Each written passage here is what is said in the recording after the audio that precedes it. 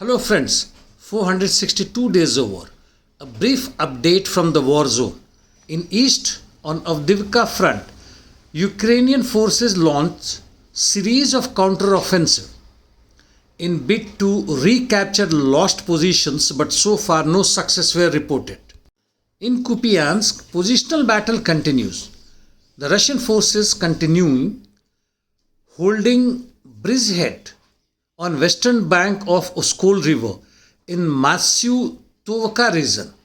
Otherwise, there are no major changes here as well, and so continues in south. It can be seen that last few days, as far as ground situations are concerned, not much is changing. Even in Bakhmut, the Russian as well as Ukrainian forces are engaged only in positional battle on few fronts.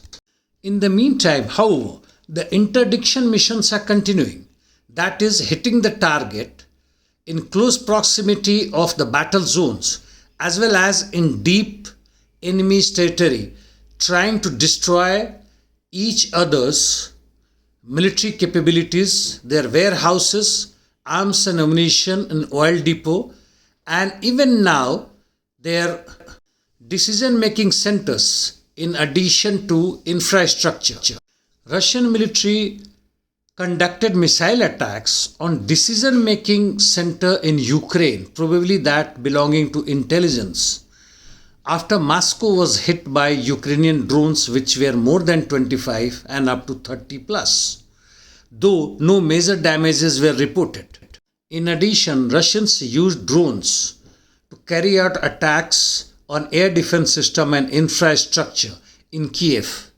On its part, Ukrainian army continued shelling in Belgorod region, where it launched more than 217 artillery and mortar strikes and even used drones.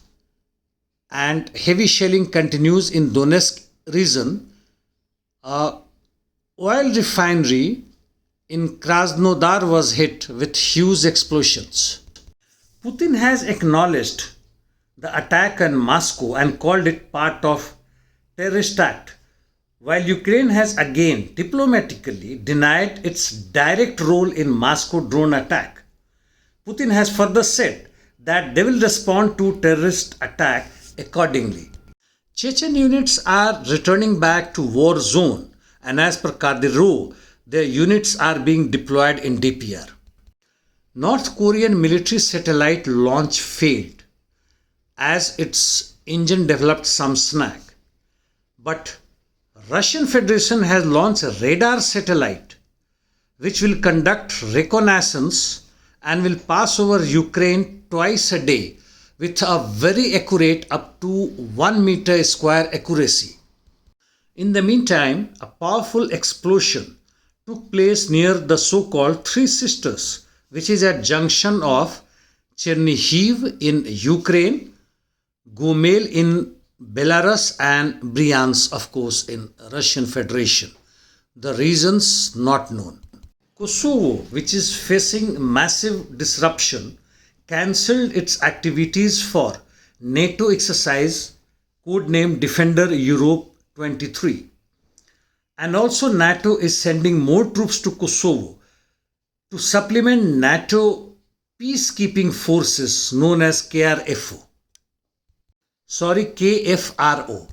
On protest fronts, protests and demonstrations for various causes by the people globally continuing with different intensity. But one worth noticing is in Germany against weapons supply to Ukraine.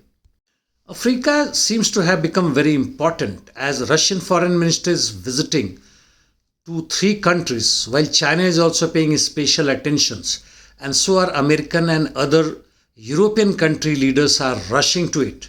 But in the meantime, Kenya plans a pan-African payment system, thus abolishing US dollar and its hegemony. Yes, visibly the world is changing from bipolar to single and now to multipolar with different power centers, and so is the climate in which we live. But is it worth it? Is it desirable? Is it moving in the direction which the world population, the world working class would have wanted to? Consciously or unconsciously, answer is yet no. Thank you.